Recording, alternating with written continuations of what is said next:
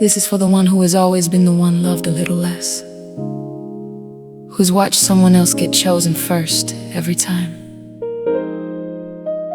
Genesis 29 says, even Leah lived in that house. Stay with me.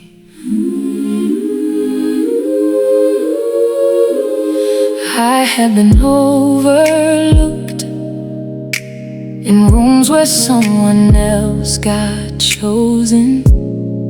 I have learned to expect it now, the way a door expects to stay closed. I do not say it out loud.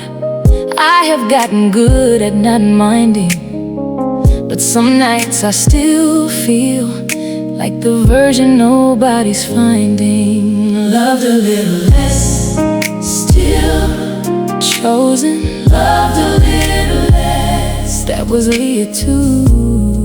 Still his, that was Leah too. Jacob loved Rachel more. That is just what the story says. It does not soften it, it does not explain it away. Leah lived in that house every single day, knowing that she was the one who was there, but not the one he was choosing. He loved Rachel more, still more. He loved Rachel more. Leah was still there, still his. Leah was still there. In my life, somebody else get the attention. I have made peace with being the one they forget to mention. I am not asking for pity, I am asking if this ever changes. If invisible is just my portion, or if somewhere it rearranges. I feel invisible now, still. Now I feel invisible now, overlooked again, still his. Overlooked again. A voice says, you were never the one. You will always be the extra chair. Says get used to being unseen. Nobody is looking, nobody cares. But Leah's story kept going because somebody else was watching. Somebody else was always knowing. There's a word underneath this story, usually translated hated. In this kind of family comparison, it often means love less, not love less than she deserved. Leah was less loved one in the comparison. That was the human reality in that house. But the very next word in the sentence is that the Lord saw the house had a ranking, that God did not agree with it. I have been the one loved less in the comparison, overlooked at the table, left out of the decision. But the same verse that names the hurt also names the one who is watching. God never ranked me the way the room does. I am saying it plainly, for the one who is always the less chosen, for the one who has made peace with being the one unspoken, the housemate. Love you less, that may be true, that may be real, but the very next line of your story is someone else's point of view. Loved a little less, still chosen. Loved a little less, that was Leah too. Still his, that was Leah too. I feel invisible now. Now I feel invisible now, but someone still sees his. Sees. But someone still sees. God, I feel invisible in my own life. I have been the one loved a little less for so long. I am not asking you to change the room. I am asking you to be the one who saw Leah, and to be the one who sees me too. Loved a little less. Loved a little less. But someone still sees. But someone still sees.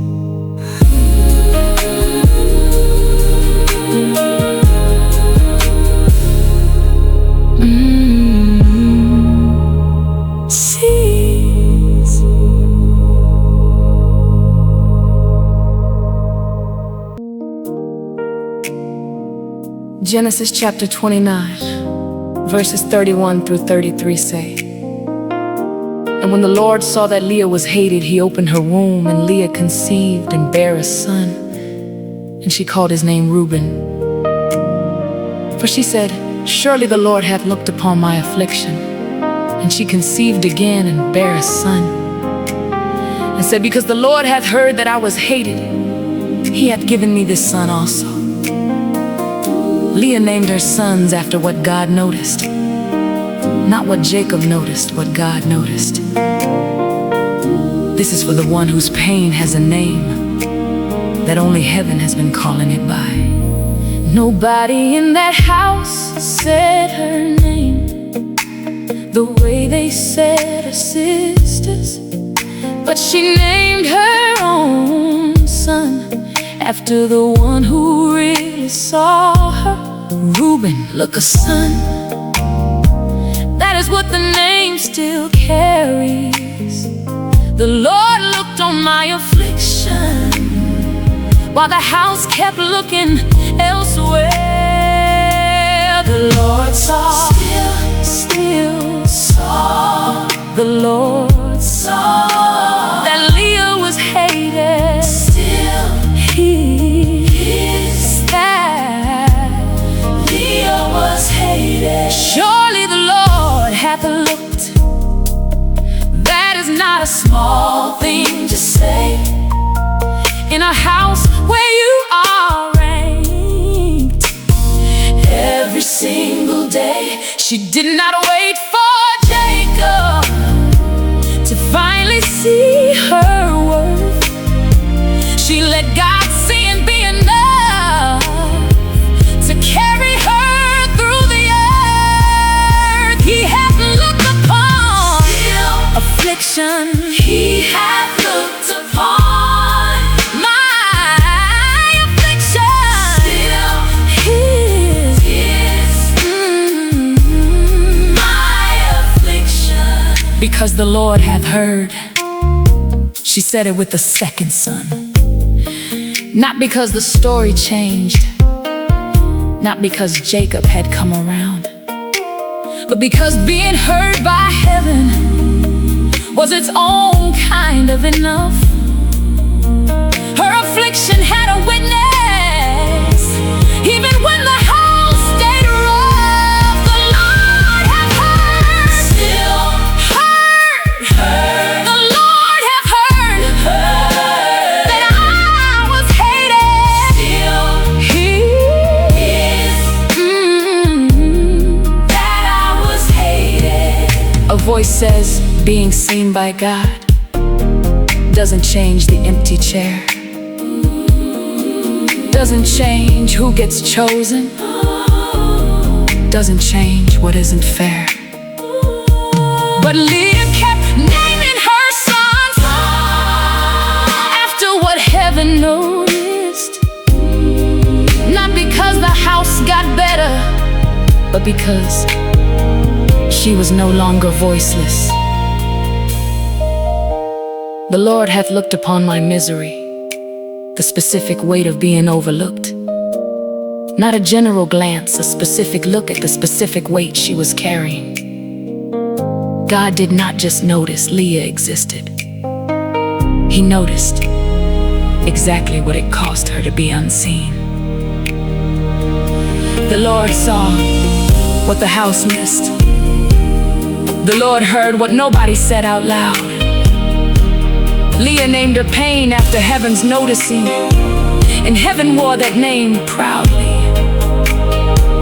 I am naming my own invisible seasons after the one who is always seen, not waiting for the room to notice, letting your noticing be enough for me. I am saying it plainly for the one still waiting to be seen, by the room, by the family, by the one who has never quite noticed what it means.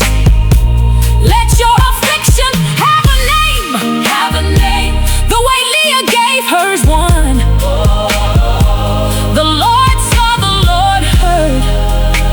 That was never nothing, that was everything.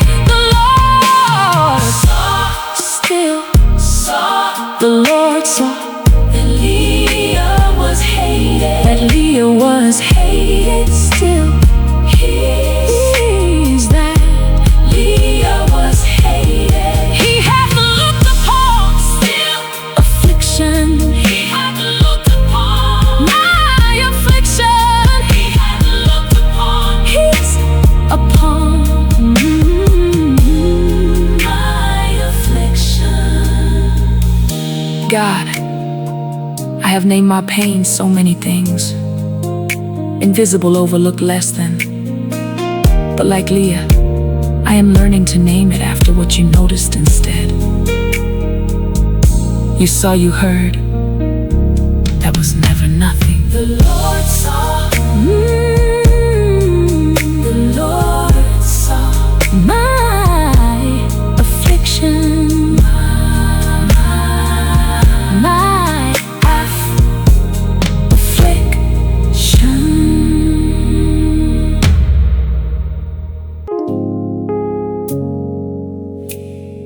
Psalm 139, verses 1 through 6 say, O Lord, thou hast searched me and known me. Thou knowest my downsitting and mine uprising. Thou understandest my thought afar off. Thou compassest my path and my lying down, and art acquainted with all my ways. Such knowledge is too wonderful for me. It is high, I cannot attain unto it. This is not a God who noticed you once. This is a God who has searched every single day of you. This is for the one who has felt invisible her whole life. He has never once lost sight of you. I thought invisible was my portion. Thought unseen was my whole name. But you have searched me and known me long before the overlooking came. You know my sitting down, you know my rising up too. There is no version of my life that has ever been hidden from you. You have searched me still, known, you have searched me and known me still. Isn't know me. Leah named her sons after what heaven noticed in her pain. But you are not just noticing pain, you are knowing my every single day. My down sitting, my uprising, my thoughts before I speak them.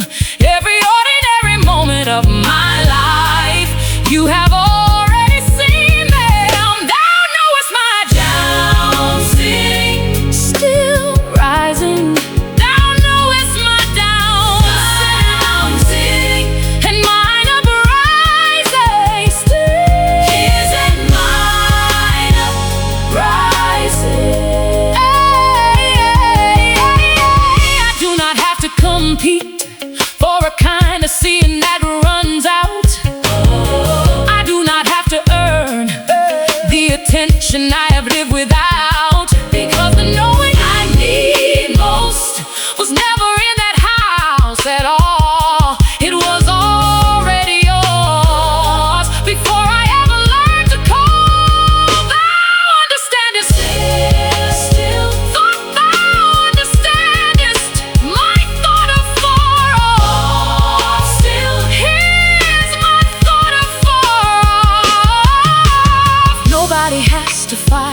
for a place at a table that forgets them. Nobody has to shrink down to the size that a room permits them. You compass my path and my lying down as well. There is no invisible version of me that you have not seen and known well. Thou hast examined me thoroughly, intimately and completely. This is not surface noticing. This is the deepest kind of search, followed by the most complete kind of knowing. The overlooked version of you was never the whole truth about you. He searched all the way down. I was the one loved a little less, the one the room kept overlooking. But the Lord saw, the Lord heard, while the house kept looking elsewhere. And now I know the deepest truth. You have searched me and known me. Know me. Not a glance, not a passing notice, the whole of me completely. Leah named the pain after you're noticing. I am naming my whole life after your knowing. Invisible was never the final word. It was the room's word, not yours, not the ending. You compass my path, my lying down. Every ordinary hidden day. There is no version of me unseen. Not one, not for a moment, not anyway. I am saying it plainly for everyone who feels unseen tonight. He has searched you, he has known you long before you started this fight. The room may miss you, the house may love someone else more, but the deepest kind of seeing has already walked through your door. You have searched me, still known. You have searched me and known me completely, and known me completely,